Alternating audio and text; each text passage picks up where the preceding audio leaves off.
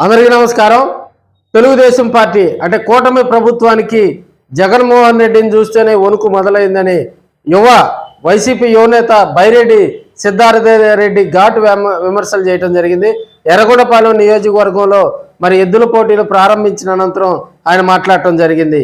ఎర్రగొండపాలెం నియోజకవర్గం అంటేనే తనకు ఎంతో ఇష్టమైనటువంటి నియోజకవర్గం అని బైరెడ్డి సిద్ధార్థరెడ్డి తెలపడం జరిగింది. అదేవిధంగా ఇప్పుడున్నటువంటి కూటమి ప్రభుత్వం జగన్మోహన్ రెడ్డిని చూసి ఆల్రెడీ వాళ్ళకి వణుకు మొదలైందని కూడా ఆయన అశేష ప్రజానికం మధ్య భారీగా వచ్చినటువంటి కార్యకర్తలను ఉద్దేశించి కొంత ఎమోషనల్గా కూడా మాట్లాడినటువంటి సందర్భాలు మనం చూస్తూ ఉన్నాం. గతంలో మరి సంక్రాంతి అంటేనే జగన్మోహన్ రెడ్డి గారు ఆ టైంలో సీఎంగా పనిచేసిన టైంలో కూడా పల్లెల్లో సంక్రాంతి శోభ కనిపించేదని, ప్రస్తుతం ఏ పల్లెలో కూడా సంక్రాంతి శోభ కనిపించడం లేదని, అదేవిధంగా ఆవకాయ అమరావతి పేరుతో మొన్న సీఎం చంద్రబాబు చేసినటువంటి ఆ ఫెస్టివల్ను, అదేవిధంగా పవన్ కళ్యాణ్ మరి పిఠాపురం కాన్స్టిట్యున్సీలో కూడా సంక్రాంతి సంబరాల్లో పాల్గొన్నటువంటి విధానాన్ని ఆయన వ్యంగ్యాస్త్రాలు సంధించారు. అదేవిధంగా ఇక్కడ జరుగుతున్నటువంటి పవన్ కళ్యాణ్ గారిని చంద్రబాబు నాయుడు గారిని పవన్ కళ్యాణ్ ఒకరు మెచ్చుకోవటం తప్ప ఆంధ్రప్రదేశ్ రాష్ట్రంలో మరి కూటమి ప్రభుత్వం గాడి తప్పిందని, ప్రజలకు సంక్షేమ పథకాలు అమలు కావటం లేదని ఆయన ఘాటుగా స్పందించడం జరిగింది. రాబోయేది వైసీపీ ప్రభుత్వమే అని మళ్ళీ మరి రెండో పులివెందులుగా చెప్పుకునేటువంటి ఎర్రగొండపాలెం నియోజకవర్గంలో ఈసారి ఎమ్మెల్యేగా తాడిపర్తి చంద్రశేఖర్ను గెలిపించుకొని రాబోయే రోజుల్లో కూడా ఎర్రగొండపాలెం నియోజకవర్గంలో వైసీపీ రెపరెపలాడుతుందని కూడా ఆయన ఘాటు విమర్శలు చేయడం జరిగింది. అదేవిధంగా రాబోయేటువంటి మరి వైసీపీ ప్రభుత్వం గురించి కూడా ఆయన మాట్లాడుతూ మరి ఇప్పటికే రాష్ట్రంలో వ్యతిరేకత మొదలైందని, చంద్రబాబు నాయుడు ఇక రోజులు లెక్కేసుకోవటమే అని మనకి మరి బైరెడ్డి సిద్ధార్థరెడ్డి తన వాక్చాతుర్యంతో కూడా అక్కడ వచ్చినటువంటి ప్రజలను ఉద్దేశించి మాట్లాడటం వారంతా కూడా ఖుషిగా చేశారని మనం తెలియజేసుకోవచ్చు. జాతీయ స్థాయి ఎడ్ల బల ప్రదర్శన పోటీలకు మమ్మల్ని ఇక్కడికి ఆహ్వానించిన స్థానిక శాసనసభ్యులు తాటిపర్తి చంద్రశేఖర్ గారికి, అలాగనే ఎప్పుడు కూడా మాకు అండగా ఉండే బూచేపల్లి శివన్నకు, నారాయణ గారికి, మిగతా వేదిక మీద ఉన్న పెద్దలకు, మమ్మల్ని ఇంత ప్రేమగా ఇక్కడికి ఆహ్వానించిన ప్రతి ఒక్క వైఎస్ఆర్ కాంగ్రెస్ పార్టీ నాయకులకు, కార్యకర్తలకు, వైఎస్ జగన్మోహన్ రెడ్డి గారి అభిమానులకు అందరికీ ముందుగా నా హృదయపూర్వక నమస్కారాలు తెలియజేసుకుంటున్నాను. మాకు ఎర్రగొండపాలెం నియోజకవర్గం అంటే చాలా ఇష్టం.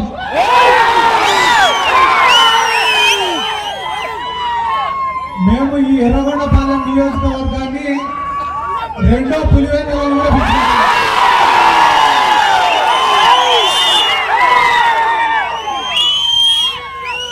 మా తాటిపర్తి చంద్రశేఖర్ అన్న నియోజకవర్గం దొరకడం మీ అదృష్టం.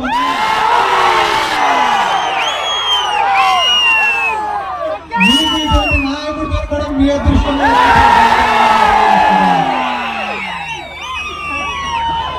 నన్ను సంక్రాంతి కింద ప్రేమగా మీ ఎర్రగొండపాలెంకి ఆహ్వానించినారు. సంక్రాంతి అంటే గుర్తొచ్చేదే ఎడ్ల పందాలు, ఆడాడ కొన్ని గాలిపటాలు కనిపిస్తున్నాయి.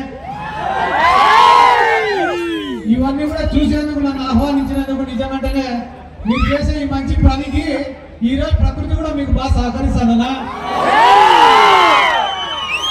లేకుంటే ఈ పాటికే ఎండకు అందరూ నెత్తి మీద టవాళ్ళు వేసుకొని కూర్చునేటోళ్ళు. అట్లా లేకుండా ప్రశాంతమైన వాతావరణంలో వీక్షించడానికి ఆ దేవుడు కూడా మీకు సహకరించినాడని చెప్పి ఈ సందర్భంగా మేజర్ గా సంక్రాంతి అంటేనే ఇది ఒక రైతుల పండగ. మా నాయకుడు జగన్మోహన్ రెడ్డి గారు అధికారంలో అంతకుముందు వైఎస్ రాజశేఖర రెడ్డి గారు ముఖ్యమంత్రిగా ఉన్నప్పుడు రైతు అనేవాడు ఎప్పుడు కూడా రాజే. వ్యవసాయానికి ఉచిత విద్యుత్ ఇచ్చినారు, పంట పెట్టుబడికి సాయం చేసినాడు, క్రాప్ ఇన్సూరెన్స్ ఇచ్చినారు, ఇన్పుట్ సబ్సిడీలు ఇచ్చినాడు, గ్రామాలలో బోర్లు వేపించినాడు, కొనుగోలు కేంద్రాలను ఏర్పాటు చేసి రైతులు పండించిన పంటలను కొనడం కూడా జరిగింది జగన్మోహన్ రెడ్డి గారు. ముఖ్యమంత్రిగా ఉన్నప్పుడు. కానీ ఈ రోజు పరిస్థితి ఎట్టుందిరా అంటే ఇసుపెటాకులు ఆడేటోళ్ళు అంటే పేకాట ఆడేటోళ్ళ కన్నా ఈ రోజు కాకుండా రేపు మంచి ముక్కలు పడతాయి. కానీ రైతుకు మాత్రం ప్రతి సంవత్సరము నష్టమే. కానీ ఏం చేస్తాడు రైతు? నష్టం వచ్చినా కూడా వ్యవసాయం చేయాల్సిందే. ఎందుకంటే వ్యవసాయమే ఆయన జీవనం, వ్యవసాయమే ఆయన వ్యాపారం, వ్యవసాయమే ఆయన యొక్క ఉద్యోగం. ఒకవేళ కానీ వ్యవసాయం చేయలేదుకో ఏం చేయాలి రైతు? భూగలేదు. నువ్వు చెప్పినట్టు భూగలే. అందరికీ చంద్రబాబు నాయుడు అడిగినారు ఎట్ట సార్ మాకు భూగలేకుంటే అంటే మంచి పాట వేయమంట. నాకు కాదన్న శివంగా నాకు ఈ గవర్నమెంట్ చూసంటే కేసీఆర్ మాటలు గుర్తొస్తాను.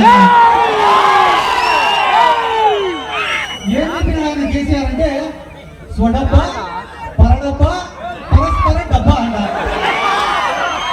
ఈ కూటమి ప్రభుత్వమే పెద్ద డబ్బా అంటే దాని అర్థం ఏంటిదా అంటే పవన్ కళ్యాణ్ వచ్చి చంద్రబాబు నాయుడు వచ్చిన మొగోళ్ళు చేయడానికి 2 రోజులు పోతారు. చంద్రబాబు నాయుడు వచ్చి పవన్ కళ్యాణ్ మించిన 10 మంది లేడని చెప్పి 2 రోజులు పోతారు. వాళ్ళిద్దరు పొగుడుకునేది బీజేపీ వాడు వచ్చి చూస్తా అంటాడు. అంతే తప్ప ఈ 18 నెలల్లో వాళ్ళు చేసింది అందుకనే వాళ్ళు చేసింది శూన్యం. కాబట్టి ఈరోజు జగన్మోహన్ రెడ్డి గారు రాష్ట్రంలో ఏ మూలకు పోయినా ఒక్క రూపాయి ఖర్చు పెట్టకుండా కూడా వందల మంది, వేల మంది, లక్షల మంది ప్రజలు ఎండవుతున్నారు. మనం ఇంతమంది కొన్ని వందల మంది జనాలు ఉన్నారు ఇక్కడ. మనం ఏమన్నా రూలింగ్ పార్టీలో ఉన్నామా? మనం ఉండేది ప్రతిపక్షంలో. అయినా కూడా ఎక్కడికి పోయినా జనాలు వస్తున్నారంటే దానికి కారణం ఈ కూటమి ప్రభుత్వం వాళ్ళు చేస్తున్నటువంటి అరాచకాలు. నిన్న కూడా ఇప్పుడు మామూలుగా సంక్రాంతి సంబరాలను పోతే ఎవరు కూడా రాజకీయాలు మాట్లాడరు. కానీ నిన్న ఈయన పవన్ కళ్యాణ్ అడిగి వినాడన్నా నాకు రాజకీయాలు అంటే పెద్దగా ఇంట్రెస్ట్ లేదు.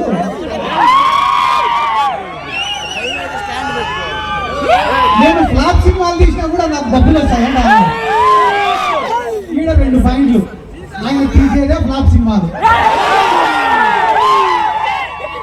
ఫ్లాప్ సినిమాలు తీసినా నాకు డబ్బులు వస్తాయి, నీకు డబ్బులు వస్తాయి, బాగానే ఉంది. మన ప్రొడ్యూసర్ల పరిస్థితి ఏంటి? డిస్ట్రిబ్యూటర్ల పరిస్థితి ఏంటి? నీ కోసం గుడ్డలు తెచ్చుకునే నీ అభిమానుల పరిస్థితి ఏంటి? అవన్నీ నాకు అనవసరము, నాకు మాత్రం లెక్క వస్తుందా? నేను ఎవరో చెప్పానంట ఏందన్నా నెలకి 20 కోట్లకు 30 కోట్లకు కక్కుర్తి పడినావు నువ్వు. అదే నువ్వే ముఖ్యమంత్రి అయితే ఇంకా ఎక్కువ లెక్క వస్తుంది కదన్నా అని చెప్పానంట. ఒరే మనం ముఖ్యమంత్రి అయినామంటే మళ్ళీ దానిపైన ప్రత్యేకంగా శ్రద్ధ పెట్టాలా? మనకు మెంటల్ గా, ఫిజికల్ గా స్ట్రెస్. అదే చంద్రబాబు నాయుడు నమ్ముకున్నాం అనుకో నెల నెల మన ఇంటికి పంపిస్తాడు కదా లెక్క. వీళ్ళందరి గురించి నేను ఎందుకు చెప్తానంటే వీళ్ళు కూడా జగన్ సార్ గురించి మాట్లాడే మొగలే.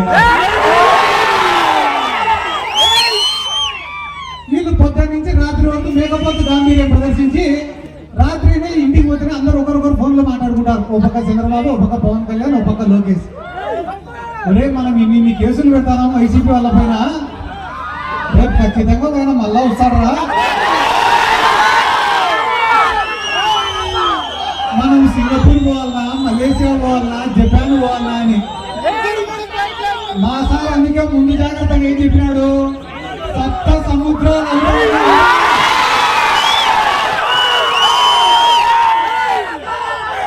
100% మళ్ళా ఎన్నికకి పిలిపించుకొని వస్తా అని చెప్పినాడు.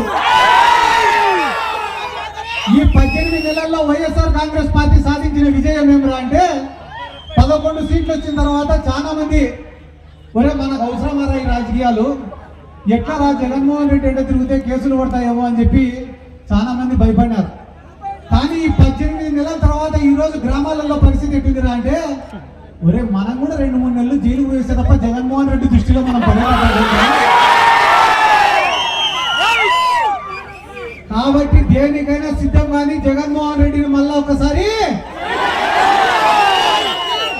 నేను ఇండియా వేదిక మీద నుంచి మన నాయకుడు జగన్మోహన్ రెడ్డి గారికి కూడా ఒక రిక్వెస్ట్ చేస్తానా? సార్ మనమే ప్రతిపక్షాలను తొక్కాల్సిన అవసరం లే, వాళ్ళపైన కేసులు పెట్టాల్సిన అవసరం లే, వాళ్ళని ఇబ్బంది పెట్టాల్సిన అవసరం కూడా లేదు సార్. మీరు ఏం ప్రణాళిక రూపొందించుకుంటారో రూపొందించుకోండి సార్. ఒక 10 సంవత్సరాలు మన గవర్నమెంట్ ఉండేలాగా చూడండి సార్. మీరు చేసే మంచి పనులు చేసుకుంటా 10 సంవత్సరాల అధికారంలో ఉండండి సార్. మీరు అనుకుంటే ఈ ప్రతిపక్షాలన్నీ కూడా ఫామ్ హౌస్ లకు పరిమితం అవుతాయని చెప్పి ఈ సందర్భంగా నేను తెలియజేస్తున్నాను.